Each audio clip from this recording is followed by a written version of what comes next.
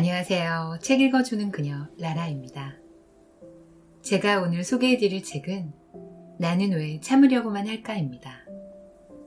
이 책은 2021년 4월에 출간되어 현재 인문 베스트셀러이기도 합니다. 출판사는 필름출판사, 저자는 이시아라 가즈코, 옮긴 이는 이정민님입니다. 이 책은 감정을 조절하는 것, 부정적인 감정을 억누르고 참는 것과 같은 행위를 지속하다 보면 결국 나다움을 잃게 된다고 말하고 있습니다. 무조건 부정적인 감정을 조절하거나 억누르는 것이 아니라 나를 위한 정보로 받아들여 내 편으로 만들어 결국 나 자신을 사랑하고 발전시켜야 한다고 저자는 설명하고 있습니다. 이 책을 읽으면서 저는 내 마음을 계속 들여다보게 되었어요. 이 책은 마음을 위로하기보다는 이성적으로 풀어내고 있어요. 긍정적으로 내 감정을 잡고 사소한 기쁨을 행복으로 만든다면 내가 원하는 성공과 행복에 다가갈 수 있다고 말해주고 있어요. 이번 책은 감사하게도 출판사에서 협찬을 해주셔서 댓글을 남겨주시는 구독자 10분께 책을 선물로 보내드리고 있어요. 많은 참여 부탁드릴게요. 그럼 저와 함께 부정적인 감정으로부터 나를 지키기 위해 책 속으로 들어가 보실게요. 분노를 내 편으로 만들면 인간관계가 좋아진다. 감정은 이유 없이 생기지 않는다. 분노하는 데에는 이유가 있다. 우리는 대개 분노라는 감정을 떠올리면 부정적인 생각이 먼저 떠오르곤 한다. 그래서 분노하는 사람을 보면 마치 자신의 감정을 이기지 못해 폭주하는 것처럼 받아들이는 동시에 분노는 억누르고 조절해야 하는 것이라는 생각이 지배적이다. 하지만 감정은 절대 이유 없이 생기지 않는다. 좋은 일이 생겼을 때 행복한 감정을 느끼게 되는 것처럼 분노와 같은 부정적인 감정 역시 마땅한 이유가 있기 때문에 생기는 것이다. 만약 당신이 눈앞에 있는 상대에게 평소라면 신경도 쓰지 않고 넘겼을 일에 분노를 느껴 소리를 질렀다고 하자.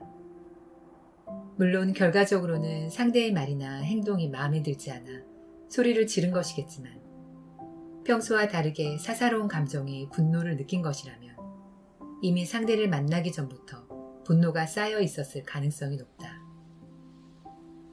다른 일로 기분이 안 좋았던 상태에서 마침 눈앞에 있던 상대의 사소한 언행에 분노가 터져버린 것이다.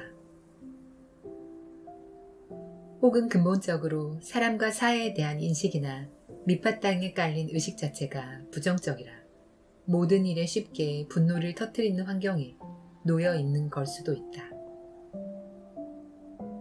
평소 부정적인 의식을 갖고 있다면 상대의 모든 행동이 선으로 보일 리 없을 테니 말이다.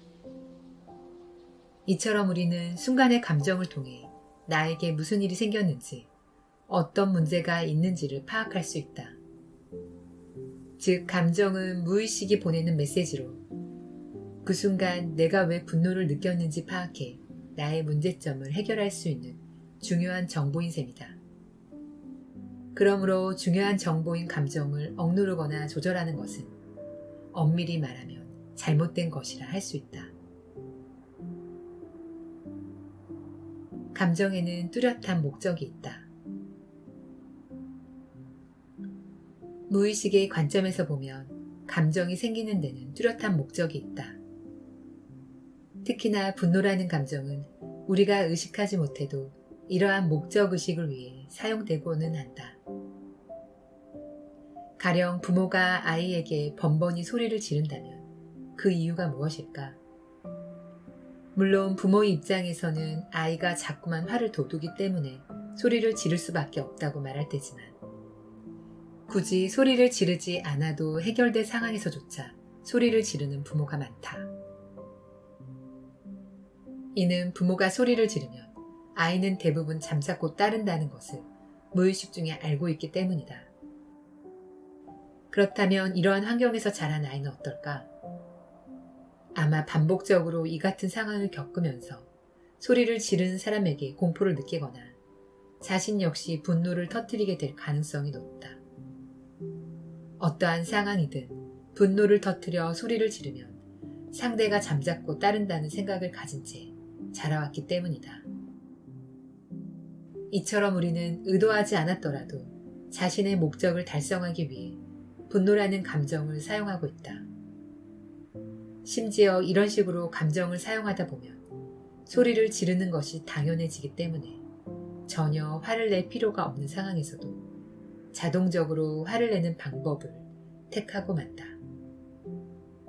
결국 자신에게 하나도 도움이 되지 않는 오히려 마이너스가 되는 습관을 기르게 되는 것이다. 인내를 내 편으로 만들면 스트레스가 없어진다. 참고 견디느라 속이 부글부글 끓는 사람들. 화를 잘 내는 사람들도 알고 보면 참고 있는 것이다.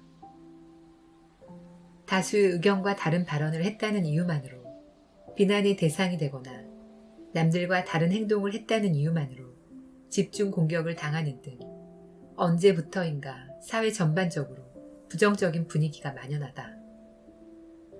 길에서 혹은 혼잡한 전철역 등에서 오가는 사람들과 부딪히기만 해도 한바탕 싸움이 일고 가게 점원에게 궁금한 사항에 대해 질문했을 뿐인데 마치 내가 클레임이라도 건 것처럼 불쾌한 표정을 드러내는 일도 적지 않다. 이와 같은 사회 분위기는 한마디로 말해 많은 사람들이 참고 있기 때문이다. 참고 견디는 것은 을의 입장에 있는 사람들 뿐만이 아니다. 지배적인 사람, 공격적인 사람, 걸핏하면 성질을 내는 사람들, 갑의 위치에 있는 사람들 역시 마찬가지다. 이러한 사람들은 제할 일은 제쳐놓고 불평만 쏟아낸다.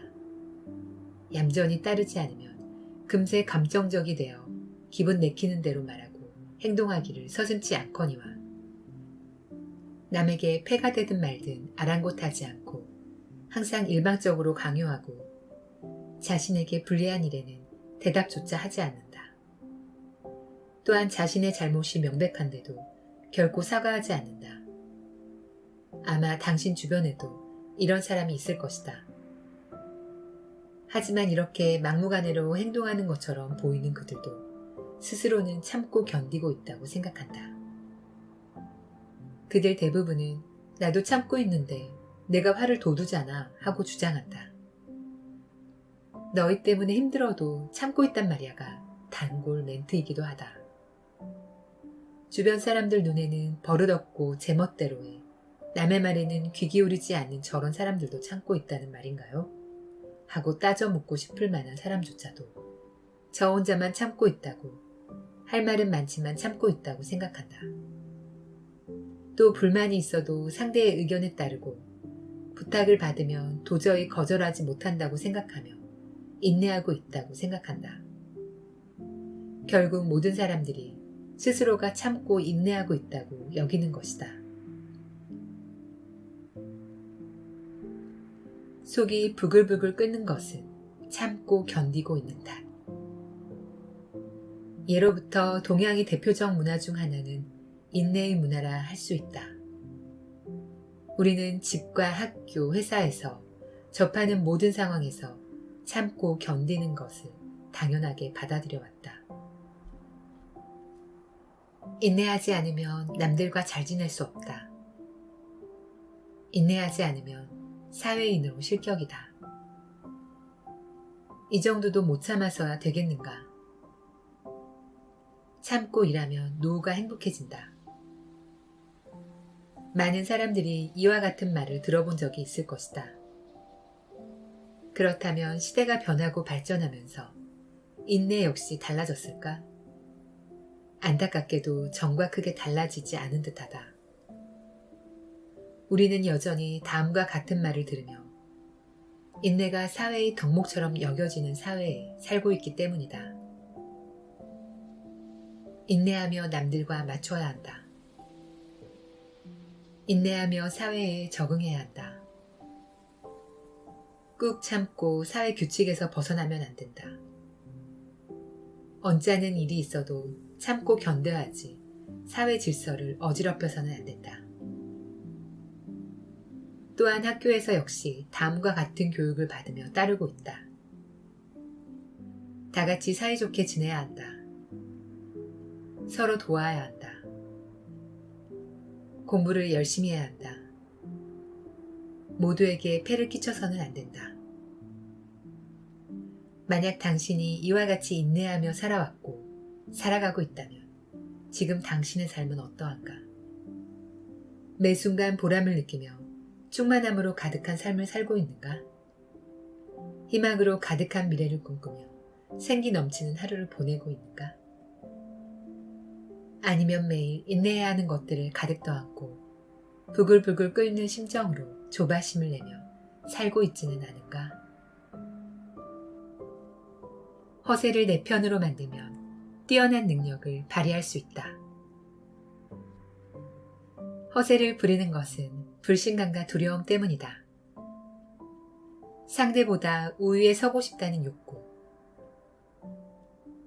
최근에는 문자메시지, SNS, 메신저 등으로 커뮤니케이션을 하는 사람들이 늘어나면서 상대와 얼굴을 맞대고 대화하는 것뿐만 아니라 전화로 용건을 전하는데 주눅이 들거나 내키지 않는다고 말하는 사람들이 늘고 있다.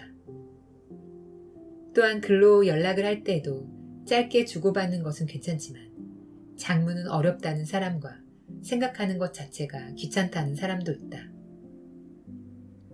이런 주눅이 든다, 내키지 않는다, 귀찮다 같은 말 속에는 두렵다는 감정이 숨어 있다. 대화는 이른바 즉흥의 연속이다. 서로 신뢰하는 사이라면 편하게 대화를 나눌 수 있고 가령 대화 도중 말실수가 있더라도 이해할 수 있다는 신뢰감이 전제되어 있기 때문에 대화를 통해 맺힌 감정을 풀 수 있다. 하지만 서로를 신뢰하는 관계가 아니라면 상대를 경계할 수밖에 없다. 만약 내가 한마디라도 말실수를 하면 상대에게 공격받는다 믿으면서 자신이 내뱉은 말 하나하나에 상대가 어떻게 반응할지 두려움을 품게 되는 것이다. 허세를 부리는 것은 상대보다 우위에 서고 싶다는 욕구가 있기 때문이지만 그것은 자신을 지키기 위한 방어법이기도 하다. 즉 상대보다 우월해 보이고 싶어서 허세를 부리는 것은 사람에 대한 불신감과 두려움이 있기 때문이다. 얼마 전 가족여행으로 일주일간 유럽에 갔다 왔는데 정말 재미있었어. 실제로는 일주일간의 가족여행이 말다툼의 연속이었다 해도 그것을 밝힐 수는 없는 것이다. 스테이크를 먹을 때는 땡땡 레스토랑이지. 옷은 땡땡 브랜드 말고는 안 입어. 이처럼 마치 서열 싸움을 하듯 허세를 부려 우위에 서는 순간도 있을 것이다. 그러나 그런 우위성으로 두려움과 경계심이 사라지는 건 아니다. 하물며 자기 내면에 억지로 집어넣은 외로움과 허무감이 치유될 리도 없다. 허세에 사로잡히면 마음이 충족되지 않는다.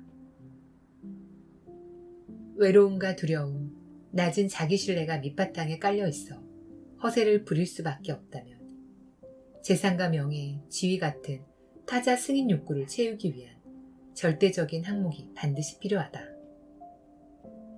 실제로 그런 항목을 목표로 경쟁하면 너무 피곤해질 수밖에 없다. 잠시 우위에 서 있다는 만족감에 젖었다 해도 이를 자신의 가치를 재는 척도로 삼는다면 허무하기만 하지 않겠는가. 또 그렇게 한다 해도 두려움과 경계심, 외로움이 커질지언정 자기 평가가 높아지지는 않는다. 왜냐하면 자신의 진짜 감정에 따라 자신의 마음을 채우는 자기 신뢰를 높이기 위해 사용할 수 있는 귀중한 시간 역시 줄어들기 때문이다. 또한 허세에 사로잡혀 있으면 자신의 마음을 받아들이지 못하게 될 뿐만 아니라 채워지지 않는 마음을 확실하게 채우고 싶다는 욕구도 더 강해진다. 물론 타인에게 만족감을 원할수록 반대로 내 마음은 나에게서 멀어져 보이지 않게 된다. 자신의 마음을 무시하면서 어떻게 마음을 채울 수 있단 말인가? 어떤 경우든 자신의 마음을 가장 깊이 위로할 수 있는 것은 나 자신이다. 마음이 채워지지 않는 까닭은 자신을 위로하는 것, 마음에 다가가는 것, 마음을 소중히 여기는 것을 잊어버렸기 때문이다. 많은 사람들이 타인의 힘없이는 스스로를 인정하지 못해 타자 승인에 매달리고 만다. 그런 부정적인 방향이 많은 사람들의 마음을 고립시키고 사람과의 연결을 방해하는 것이다. 사회가 그럴수록 우리는 더더욱 나 자신으로 되돌아가 내 감정을 인지하고 스스로를 사랑하는 마음을 키워야 한다. 초조함을 내 편으로 만들면 목표에 도달할 수 있다. 좋은 평가를 받지 못해 초조해진다. 초조함은 부정적인 사고를 일으킨다. 우리는 남에게 좋은 평가를 받기를 원한다. 만약 어떤 식으로는 자신이 원하고 좋아하는 것을 알고 꾸준히 매진해온 사람이라면 상대적으로 좋은 평가를 받을 가능성도 높아질 것이다. 하지만 내가 무엇을 하고 싶은지, 무엇을 좋아하는지도 모르고 일에 매진하고 있지도 않으면서 그저 남에게 좋은 평가를 받기만 원한다면 늘 마음이 초조함으로 가득하지 않겠는가? 또한 좋게 평가받고 싶다는 욕구는 실제 행동으로 연결되지 않기 때문에 그림의 떡과 같을 뿐 뭔가 변화를 일으키지도 않는다. 오히려 그 욕구 속에 하지만 내게 좋게 평가받을 만한 건 없다라고 자신을 부정하는 마음이 잠재되어 있다면 초조함을 느끼고 나아가 남에게 좋은 평가를 받을 만한 일을 빨리 시작해야 한다. 이러고 있으면 시간만 흘러갈 뿐이다. 와 같이 부정적인 사고만 불러일으키게 된다. 그뿐만 아니라 이 나이에 시작하면 늦어도 한참 늦은 건데 하는 생각으로 초조함을 넘어 벌써 인생이 끝난 것만 같은 절망감에 휩싸일 것이다. 남과 비교하고 인정받고 싶은 마음. 앞서 설명했듯이 부정적인 의식을 토대로 미래를 부정적으로 예측하면 불안에 휩싸인다. 또한 그때그때 생기는 불안을 그대로 방치하면 막연한 불안을 품게 되기 때문에 불안을 해소하기 위한 구체적인 행동이 불가능해진다. 그런 의식 상태로 스스로를 인정하지 못하는 사람이 타인에게 인정받기를 원한 나머지 빨리 결과를 내야 한다. 남에게 인정받을 수 있도록 한시라도 빨리 능숙해져야 한다라고 생각한다면 마음도 머리도 초조함이 지배되어 오히려 어떤 행동도 하지 못하게 될 가능성이 높다. 또한 주변 사람과 지금의 자신을 수없이 비교하게 될지도 모른다. 저 녀석은 원하는 회사에 취직해서 계획대로 인생을 살고 있는데 이 나이 먹었으면 진작 결혼해서 아이가 있어야 하는데 저 사람은 TV 방송에 나와 활약하고 있는데 나는 아직도 이런 데서 썩고 있다니. 나는 무엇 하나 이룬 게 없네. 친구들은 다들 잘 사는데 이 나이에 새로운 걸 시작하기엔 너무 늦었어. 계속해서 누군가와 자신을 비교하며 이런 부정적인 생각만 하다 보면 안절부절 못할 만큼 초조해질 뿐이다. 완벽을 지향하기 때문에 마음이 조급해진다. 현대사회는 우리의 의지와 상관없이 어쩔 수 없는 타자 중심의 사회가 되었다. 원하지 않아도 상식 밖의 일이 넘쳐나고 불합리한 일이 잇따라 발생하기 때문에 도무지 외부로 관심을 돌리지 않을 수 없다. 결국 이러한 사회 현상 속에서 자칫하다가는 누구나 타자 중심 의식에 빠지기 십상이다. 타자 중심의 사람들은 타인에게 얽매여 있기 때문에 자신의 기분을 인지하지 못한다. 해야 하는 일이나 해서는 안 되는 일과 같이 의무와 금지사항만 가득하고 자신의 기분은 완전히 홀대하고 만다. 그렇기 때문에 자신의 기분보다 A가 나을까, B가 나을까, 아니면 아예 다른 C가 나을까 하고 매사를 사고하고 처리하려 하지만 결국에는 결정을 내리지 못한 채 망설이고 고민만 할 뿐이다. 외부의 무엇을 기준으로 삼아야 할지 혼란스럽기 때문이다. 좀처럼 결정하지 못하면 한술 더 떠서 서둘러 해결해야 한다. 빨리 적절한 결론을 내야 한다고 생각하며 마음이 조급해지는데, 심지어 그렇게 조급해하면서 목표로 삼는 것은 가장 완벽한 해답이나 결론이다. 결국 완벽한 답을 지향하기 때문에 초조해질 수밖에 없는 것이다. 감정을 내 편으로 만들면 모든 것이 뜻대로 이루어진다. 지금을 살아가기 위해서 중요한 것. 감각, 오감, 감정을 총동원해 지금을 살아간다. 내가 지금 경험하고 있는 것을 모두 감각, 오감, 감정을 총동원해 느끼고 맛보는 것이 지금을 살아간다는 것이다. 지금을 살아가면서 그때그때 자신의 마음에 따른 선택을 하다 보면 마음은 충실감과 만족감으로 채워지게 된다. 만족감과 행복감 같은 긍정적인 기분과 감정을 느끼고 있을 때는 마음과 행동이 일치한다. 동시에 나를 사랑하는 상태라고 말할 수 있다. 내가 좋아하는 일을 하고 있을 때 즐겁고 재미있고 가슴이 두근거리는 일 등 긍정적인 감정과 기분을 음미하면 그 자체로 나를 사랑하고 있는 순간이 된다. 좋아하는 사람과 함께 있을 때 기쁘고 즐겁고 행복한 기분이 느껴지면 동시에 그것은 나를 사랑하고 있는 시간인 것이다. 누군가 나에게 100%의 사랑을 준다 해도 내가 느끼는 사랑의 감도가 10%라면 나에게는 10%의 사랑밖에 없는 것이지만, 누군가 나에게 100%의 사랑을 주었을 때 내가 느끼는 사랑의 감도가 200%라면 상대의 2배에 달하는 사랑을 느끼게 되는 것이다. 감정은 나를 사랑하기 위한 메시지. 느끼는 부분에 초점을 맞추고 음미하려고 하면 긴 시간이 필요하다. 하지만 현대사회는 늘 빠르게 움직이고 이 빠른 움직임에 맞추려고 하다 보면 항상 초조해하거나 결과만을 쫓기 십상이다.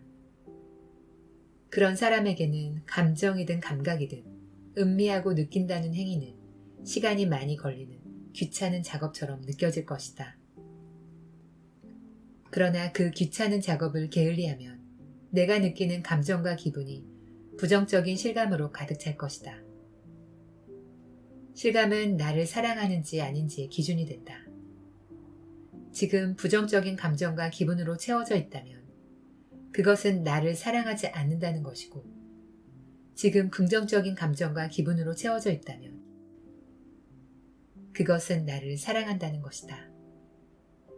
그런 의미에서 내가 느끼는 감정은 긍정적인 감정도 부정적인 감정도 전부 나를 사랑하기 위해 무의식이 보내온 메시지라고 할 수 있다. 실감의 축적에 따라 긍정적인 인생이 될지 부정적인 인생이 될지 결정된다. 그러므로 의식의 밑바탕을 긍정적인 색으로 꾸준히 칠해나간다면 그것만으로도 당신의 인생은 저절로 좋아질 것이다. 성공을 목표로 하면 내가 원하는 성공을 이룰 수 있다. 행복을 목표로 하면 내가 원하는 행복을 이룰 수 있다. 하루하루 사소한 기쁨을 내 편으로 만들면 행복도 성공도 저절로 생겨난다. 진실은 의외로 단순하다. 그 진실을 찾는 건 온전히 나의 몫이다.